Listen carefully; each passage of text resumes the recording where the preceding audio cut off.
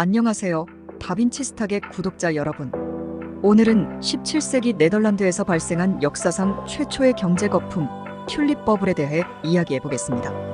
우선 16세기 초반까지만 하더라도 네덜란드는 농업에 기반한 경제 체제로 영주와 농노 간의 상호 의존적인 관계가 특징인 중세봉건 사회를 벗어나지 못하고 있었습니다. 그러나 유럽 전역에서 발생한 흑사병은 네덜란드에도 큰 영향을 미치게 되죠. 인구 감소로 인해 노동력이 부족해지면서 농노들의 지위가 향상되었습니다. 때마침 등장한 상인 계층이 무역을 통해 부를 쌓고 경제 활동의 중심이 되면서 봉건제의 붕괴를 가속화했는데요.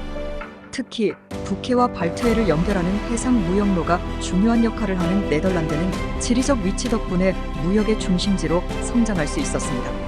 이후 네덜란드는 16세기 후반부터 상업 자본주의로 빠르게 전환되었는데요. 세계 최초의 다국적 기업이자 주식회사인 동인도 회사를 설립하여 동서양 무역을 장악하며 막대한 부를 축적하기 시작했습니다. 게다가 암스테르담에는 세계 최초의 증권거래소가 설립되는 등 현대 자본주의의 근간을 이룩했죠. 이러한 상업 자본주의의 발달은 버블의 형성에 중요한 역할을 했는데요. 튤립은 원래 유럽에 없던 꽃이었지만 오스만 제국을 통해 네덜란드에 도입되었습니다. 특히 그 아름다움과 희귀성으로 인해 빠르게 인기를 끌게 되었죠. 초기에는 희귀한 튤립을 소유하는 것이 부의 상징이 된 부유층을 중심으로 시작했지만 나중에는 일반 시민들도 투기에 뛰어들게 되었습니다. 이 당시 열풍이 어느 정도였는가 하면 튤립 구근의 미래 가격을 미리 정해놓고 거래하는 방식으로 실제 구근이 수확되기 전에 많은 사람들이 투기에 참여할 수 있게 했습니다. 예를 들어 내년 중순에 튤립 가격을 지불하며 그때 구근을 받는다는 식의 계약이 이루어졌는데요. 이는 현재의 선물 거래와 유사한 개념입니다. 이러한 선물 거래는 시장을 더욱 불안정하게 만들었고 투기적 수요가 급증했습니다. 사람들은 자신이 얼마나 많은 돈을 벌 수 있는지에만 집중한 나머지 현실적인 가치에 대한 인식은 희미해졌죠. 심지어 샘페르 아우구스투스라는 희귀 품종은 1만 길더에 거래되기도 했는데요. 이는 당시 노동자의 약 20년치 연봉에 해당하는 금액으로 오늘날로 치면 대저택 한 채 값과 맞먹는 수준이죠.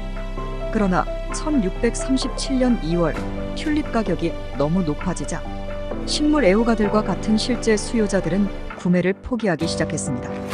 또한 법원에서 튤립의 재산 가치를 인정할 수 없다는 판결이 나오면서 그동안의 계약서가 모두 무효 처리되는 악재가 발생했죠. 이에 따라 튤립 구근의 가격은 급락하기 시작했는데요.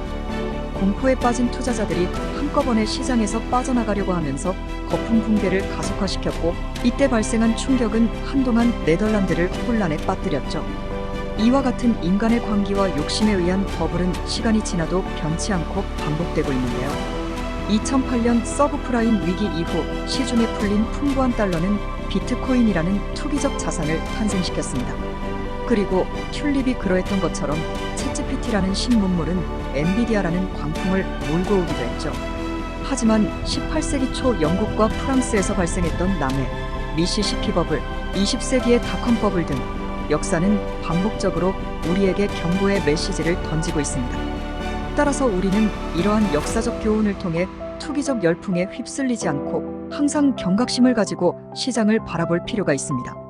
지속 가능한 성장을 통한 경제적 자유는 남들과 다른 냉철한 이성이 필수 요건이니까 말이죠. 이상 오늘의 영상을 마치도록 하겠습니다. 다음 시간에는 18세기 초 영국과 프랑스에서 발생한 버블 경제에 대해 다뤄보도록 하겠습니다. 시청해주셔서 감사합니다.